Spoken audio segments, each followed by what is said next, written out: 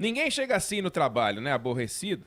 Aí chega bravo, tal, fala tudo o que pensa de qualquer jeito. Já pensou? Você chega no trabalho bravo com as coisas que aconteceram em casa ou com o que ficou do dia anterior e já chega arrebentando tudo, xingando. Cala a boca! Não quero saber. Não vai falar isso pro chefe, né? Mas pode falar isso pro colega. Cala a boca! Ninguém faz isso, né? A gente mede as palavras. Não faz sentido você sair pro ataque. Não dá, não é possível. Ninguém chega em casa, ou pelo menos a maior parte das pessoas não chega em casa, e fala tudo o que quer, do jeito que quer, da forma como bem entende. As pessoas, elas se preocupam em escolher as palavras. Eu costumo dizer que as palavras são a embalagem das ideias, né? Você precisa embalar aquilo para presente. Não dá para ser fofo o tempo todo, mas não dá para a gente simplesmente falar tudo o que quer, do jeito que acha que os outros têm que entender ou ouvir só porque a gente quer falar. As pessoas se preocupam em passar um recado de uma maneira clara, mas sem arrebentar as pontes. Isso vale para as relações pessoais, profissionais. Claro, quando chegam as redes sociais, aí surgiu, né, uma segunda camada de relacionamento entre as pessoas, que é uma camada em que as pessoas deixam de lado esse comportamento do mundo real, do mundo analógico, e elas adotam uma segunda personalidade. Então você tem o CPF, você tem o eCPF, você tem uma personalidade digital, né? O eu do mundo físico, o eu do mundo virtual.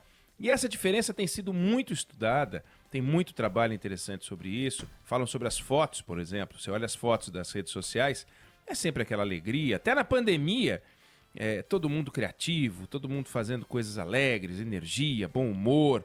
Coisa que a vida real não é, né? Não que seja o oposto disso, mas é mais complexa. Você pega os grandes esportistas, toda hora estão colocando desafios, parece que eles passam o dia fazendo isso, né? Desafios, se divertindo, cozinhando, pratos novos e tal. Mas a vida real, que tem um pouco disso, tem os desafios. Começa assim, você tem filhos em casa, tem que fazer os filhos estudarem. E as famílias que não têm acesso à internet? Elas olham essas imagens da rede social e não são reais para a vida delas, né? Você pega o desafio do isolamento. Tem muitas famílias que não têm espaço físico para cumprir as metas do isolamento. No entanto, várias das imagens postadas na rede social parece que está tudo bacana e tal. E os que não têm dinheiro para financiar esse isolamento, né? Então, nas redes, isso também tem sido muito estudado. A civilidade desaparece. Além desse lado, tem esse lado de tentar vender um mundo irreal, fofo, simpático, mas tem também essa coisa de, ao contrário do que eu falei na largada, você escolher as palavras, você saber como se comportar, é o fim da civilidade, do respeito. Então a agressividade que as pessoas têm, que não se vê no mundo real normal. Quantas vezes cada um dos nossos ouvintes queridos, das nossas ouvintes queridas, já não se surpreendeu com um comentário feito por um amigo nas redes, mas tão duro, tão seco. Você diz, mas não combina com a imagem que ele tem, que eu tenho dele na vida real. Aliás, ele não fala assim na vida real. E eu trago isso porque a diferença entre o mundo real e o mundo virtual é natural, acontece no mundo todo, mas está transbordando. Está transbordando e as pessoas começam a agir no mundo real do jeito que agem no mundo virtual. E quando isso acontece, a gente adota um comportamento simplista e binário, próprio do mundo do computador. É 01, 01, 01, que faz com que a gente pareça viver sempre numa eterna enquete. Você é a favor ou contra alguma coisa. Você não pode problematizar, você não pode discutir. Então, você é a favor ou contra o STF? Como assim, se eu sou a favor ou contra o STF? Fora STF, a placa diz, né, de alguns. Por que fora STF? Dentro STF, né? Então você é a favor da cloroquina? Não, então você é contra a cloroquina. Eu não sou nem a favor, nem contra a cloroquina. Só que a cloroquina foi colocada no debate como se a cloroquina fosse uma cantora, como se a cloroquina fosse um político, um candidato, um modelo de automóvel, né? Uma ideia. Cloroquina é um remédio. Não tem nada de... Não temos que ter opinião sobre a cloroquina. Quem tem que ter opinião sobre a cloroquina são os médicos, né? Você é a favor do raio-x ou contra o raio-x? Eu lá sei, eu não tenho opinião sobre o raio-x. O médico fala, vai lá e faz o raio-x, eu faço. Agora a gente está nessa. Então agora a gente tem que ser a favor ou contra a OMS. Eu lá tenho opinião sobre a OMS. A OMS é boa ou é ruim? A OMS é comunista. A OMS é a favor da China, contra a China. A OMS está fazendo um trabalho bom ou ruim. Nossa, esse é um negócio assim. E o debate está assim. O vírus foi fabricado na China de propósito ou não? Estudiosos de 5 minutos, pessoas que passaram uma vida se dedicando a outros debates, até sobre futebol, mas tem opinião sobre o vírus, sobre o OMS, sobre a cloroquina, sobre o STF. Se é a favor ou contra ficar em casa? Abre ou fecha? Parece que está falando de esfirra, se é aberta ou fechada, né? Isso eu sei. Eu prefiro a esfirra fechada. Mas fora isso, você tem opinião? Você é a favor de uma economia em que as pessoas fiquem em casa? Não, eu sou contra. Ah, então você é a favor que todo mundo vá para a rua se contaminar? Não, isso eu também sou contra. Então você é a favor do quê? Parece que você tem que ter opinião sobre tudo. E quando esse clima começa a se instalar, alguém tem que aparecer pedindo calma. Alguém tem que aparecer. E o que a gente espera é que o líder apareça. Olha, pessoal, calma, respira, porque a natureza do coletivo, do grupo, do conjunto é caminhar para incivilidade. É natural, né? Você vê coisas que 10, 20, 30, 50 pessoas juntas fazem que nenhuma delas individualmente faria. Você vê isso em campo de futebol, né? Na torcida e tal, no tempo que tinha isso. Mas a coisa se complica quando a autoridade que deveria colocar água na fervura joga álcool. E é o impulsionador, é o responsável, é o maior responsável por esse clima de combate, divisão, vamos dividir e tal. Quem criou o nós contra eles foi o Lula. Ele inventou esse nós contra eles no debate recente no Brasil. Só que o nosso presidente Jair Bolsonaro vitaminou. A ponto dele, no início da pandemia, ele jogar nas redes sociais dele a imagem de um mercado em Minas Gerais, no momento em que estava sendo lavado, estava sendo limpo, etc., dizendo que já tinha desabastecimento. Aí foi a imprensa, que não lida com fake news, ao contrário desse post, foi lá e mostrou, olha, não é verdade, o mercado está com abastecimento normal, né? O presidente chegou a colocar a imagem de um torcedor do Corinthians, agora, recente, com uma faixa que tinha sido mexida para parecer que ele era um ignorante e que tinha escrito algo errado numa manifestação contra o presidente Bolsonaro, que era uma montagem.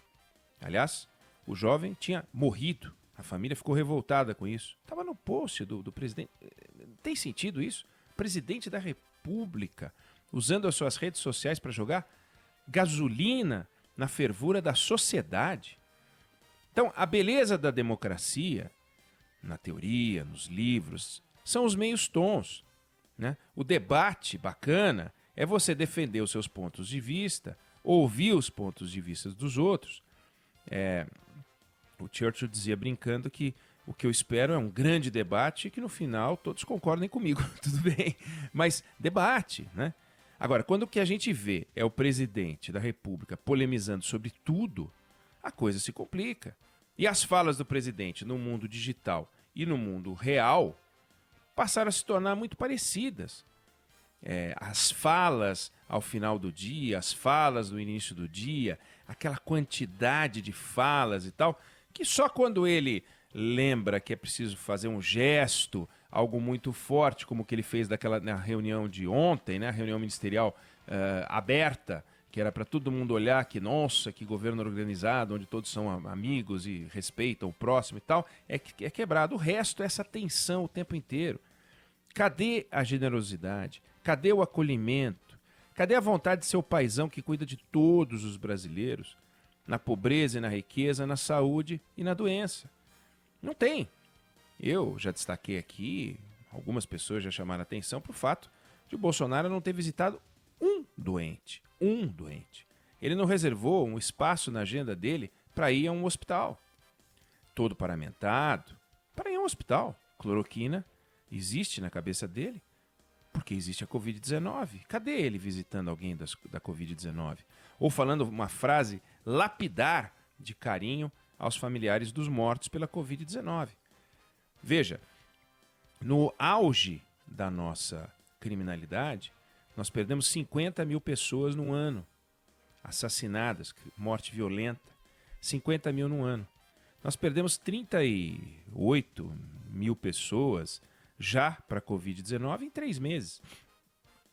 Por que a gente, para os 50 mil mortos por ano por criminalidade, a gente defende uma política agressiva, a gente defende uma série de coisas, a gente tem uma estrutura monumental, ele falou sobre isso na campanha, etc. E para 39, 38 mil mortes em 3 meses, aí não, 50 mil por ano, que é uma barbaridade, esse ano vai cair, vai ficar 30 e poucos mil. A Covid já matou mais em 3 meses do que a gente vai ter em 12 meses de criminalidade.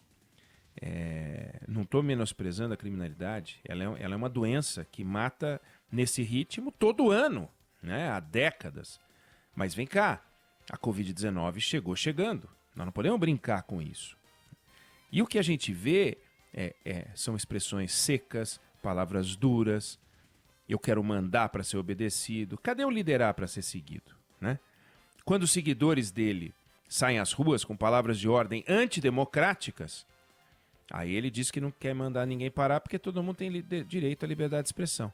Quando os adversários dele saem à rua para protestar contra ele, aí o ato é antidemocrático. Só é antidemocrático o ato dos outros contra ele. Agora, os atos antidemocráticos pelas frases do Fora STF, etc., aí esse é a liberdade de expressão. Liberdade de expressão para os amigos dele. Então, a ação da PF contra os inimigos, parabéns, né? A ação da PF contra os amigos, um absurdo. Cadê a tolerância?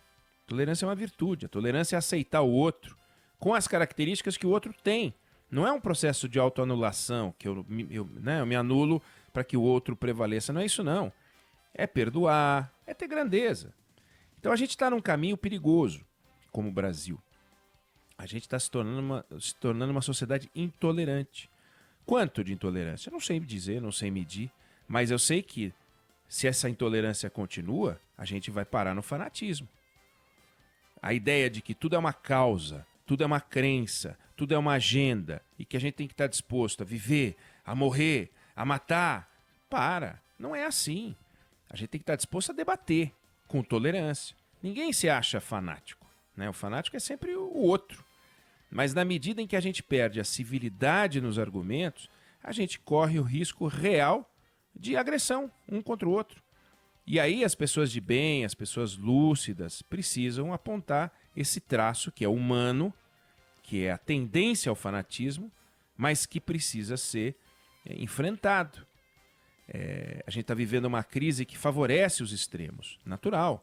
A gente precisa escapar desses extremos, das ideias obsessivas, né? Da intransigência, da irracionalidade, da ideia simplista.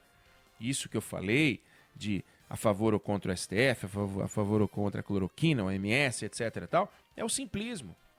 A gente está vivendo uma era de ansiedade, e essa ansiedade tem razão de ser. A gente saiu de uma fase econômica horrível e mergulhou numa fase péssima da pandemia, que vai nos colocar numa outra fase econômica horrível. Já nos colocou. Então o papel do líder nessa hora é vital. E o presidente tem faltado como líder. Ele pegou uma nação marcada pela incerteza e veio com resposta simples. Cloroquina, apesar das evidências, abertura econômica, apesar das evidências. Ele não está nem aí se isso faz sentido ou não faz sentido. Ontem, aliás, segunda, né? O presidente do Supremo chegou a falar em trégua, chegou a falar em frases dúbias do presidente. E onde é que isso vai nos levar, né? A uma sociedade em que, em vez da gente eleger o vírus certo, a gente elege o vírus errado. Fica parecendo que o vírus é a ideia dos outros, em que o vírus a ser vencido é o outro. E não é. O vírus a ser vencido é o coronavírus. Isso não muda. O outro não é um vírus. O outro é alguém que tem que ser preservado e respeitado.